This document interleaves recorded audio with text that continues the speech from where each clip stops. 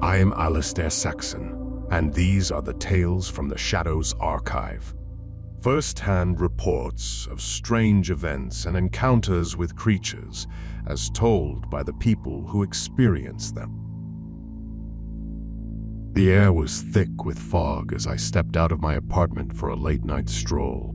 It had been a long day, and I needed to clear my head. The quiet, dimly lit streets of my neighborhood have always been a sanctuary for me when I needed to think.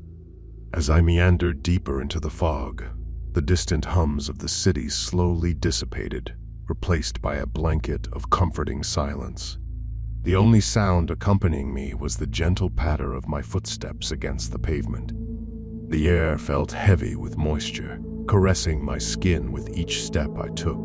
It was as if the world had transformed into a dreamy haze, and I was the sole wanderer in this serene tale.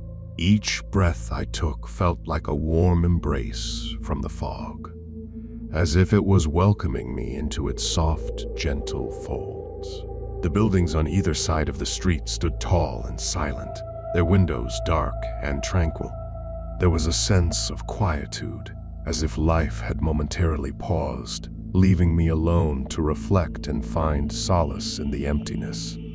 I tried to let go of the day's stress, focusing on the calming cadence of my breath and the gentle rustling of the wind through the leaves. I had walked this path countless times before and knew every bend and curve. Yet, the fog transformed everything, lending a sense of mystery and wonder to the familiar. As I continued my journey, I could feel the tension in my body gradually melt away. Despite the ethereal surroundings, the simple act of walking, of placing one foot in front of the other, felt grounding. I began to lose myself in the rhythm of my steps, the fog wrapping me in a soothing cocoon of solitude. It was almost meditative, a way to momentarily escape from the world's demands. I pulled my jacket tighter around me as a chill wind swept through the air. The fog was dense, reducing visibility to just a few feet ahead.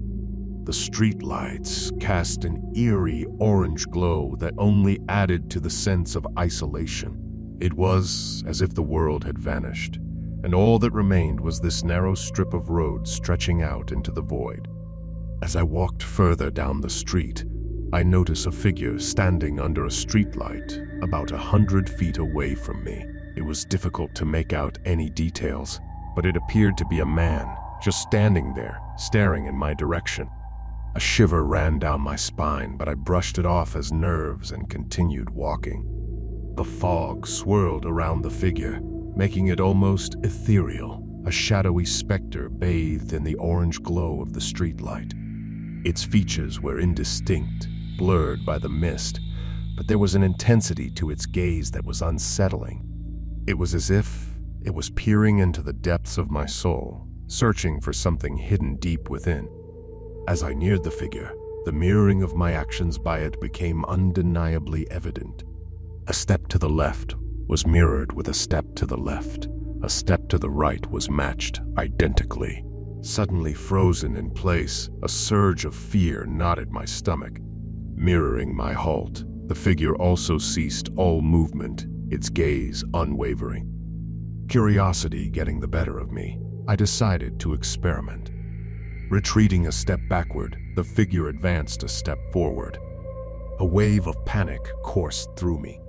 Shifting laterally, the figure followed suit, edging nearer with movements that now seemed bizarre and disjointed, as if manipulated by an invisible puppeteer.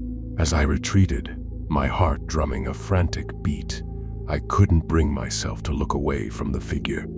Yet, with each quickening step back I took, it matched my pace, keeping the gap between us constant. Desperate for a way out, I spun around and bolted with all my might. A former marathon runner, I tapped into reserves of strength I hadn't accessed in years, propelling myself forward as fast as my legs would carry me. A glance over my shoulder revealed the figure collapsing onto all fours, before hurtling towards me with a speed that defied its previous languid movements. As it ran, a strange clicking noise emanated from it, adding another layer of terror to the pursuit. A scream lodged itself in my throat as my apartment building loomed in the distance. I prayed with every fiber of my being that I could make it inside before the figure reached me. Panting heavily, I arrived at my building's front door, my trembling hands struggling to manage the keys. In my frantic state, I dropped them onto the ground. As I bent down to retrieve them, I instinctively looked up, half expecting the figure to be right on top of me. Yet, it had vanished without a trace. I scanned the street in disbelief, but there was no sign of it anywhere. With a surge of relief, I quickly unlocked the door and bolted inside, slamming it shut behind me. Breathing heavily, I leaned against the closed door, my heart hammering against my ribs. The encounter was beyond my comprehension. The only certainty was that my routine of late-night walks was indefinitely on hold. As my breathing steadied, my mind couldn't help but spiral into a vortex of what-ifs. What would have happened if the figure had managed to reach me? What was its purpose? Why was it mirroring my every move so precisely? A deep sense of unease settled within me as I realized that the answers to those questions would likely forever remain shrouded in mystery, and I was surprisingly okay with that. Gathering the remnants of my strength, I trudged up the staircase to my apartment on the 6th floor. Once inside, I hastily locked and deadlocked the door and switched on every light as though the brightness could somehow erase the darkness outside and the haunting memory of the figure. In an attempt to convince myself that it was all just a hallucination, a product of my overactive imagination, I ventured out onto my balcony for some fresh air and a final look at the location where I had last seen the creature. As if on cue, the fog briefly lifted, revealing the figure still walking around on all fours in the street below. A gasp escaped my lips before I could stop it, and the creature instantly froze, lifting its head to look directly at me. Despite the considerable distance between us, I could feel its gaze bore into me, as if it could see into the very depths of my soul. To my horror, the figure suddenly sprang into action, racing at an inhuman speed towards the apartment building. Panicked, I dashed inside and slammed the wooden balcony door shut, locking it for good measure. Inside the safety of my apartment, I tried to convince myself that there was no way the creature could possibly reach me here. As the moments ticked by, I began to feel a semblance of calm return. Perhaps it was all just a nightmare, I thought, one that I would soon wake up from. But then, I heard its footsteps on the balcony, footsteps that were too erratic to be human. And then, a manic laughter that chilled me to the bone. It was the kind of laughter that haunts your nightmares, a sound that seemed to come from the depths of madness itself. My heart sank as the laughter was followed by a scratching sound, the creature clawing at the door as if trying to tear its way inside. The scratching grew more frenzied, accompanied by that deranged laughter, a cacophony that made my blood run cold. It was as if the creature was delighting in my terror, feeding off it as it attempted to break through the barrier that separated us. I grabbed a knife from the kitchen and stared at the door, every muscle in my body tense and ready for a fight. As I stood on the far side of the apartment, a couch serving as a meager barrier between me and the door, the knife in my hand felt both reassuring and terrifying. The weight of it reminded me of the very real danger I was in, but it also provided a glimmer of hope that I might be able to defend myself if the creature somehow managed to get inside.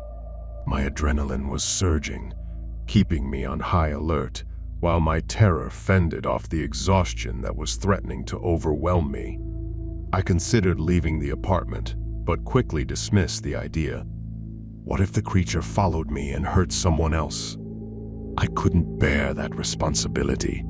So, I remained rooted to the spot, my eyes never leaving the door. The hours crawled by, each second feeling like an eternity. The relentless scratching and haunting laughter of the creature continued unabated, a torturous soundtrack that seemed to burrow its way into the deepest recesses of my mind. As I stood there, knife clutched in trembling hand, I realized that this was a symphony of terror composed of every dark fear that had ever lurked in the corners of my consciousness. As the first light of dawn crept into my apartment, the laughter began to fade, and the scratching slowly ceased. The relief I felt was palpable, but I was still too terrified to move. Could it be a trick? Was the creature lying in wait for me to lower my guard? Hours passed, and the sun climbed higher in the sky. By midday, I mustered enough courage to approach the door. Taking a deep breath, I unlocked it and swung it open. To my immense relief, my small balcony was empty. The creature had vanished, leaving no trace of its existence except for the deep scratches that marred the outside of the door. As I stood there, staring at the marks that served as the only physical evidence of the night's events, I felt a mix of emotions. Relief that the ordeal was over, confusion about what the creature was and why it had targeted me, and fear, a lingering fear that it might return one day. I don't know what this thing was, and I don't want to know. I don't know what to do, and I'm terrified it will come back. For now, all I can do is wait and hope that the nightmare is truly over.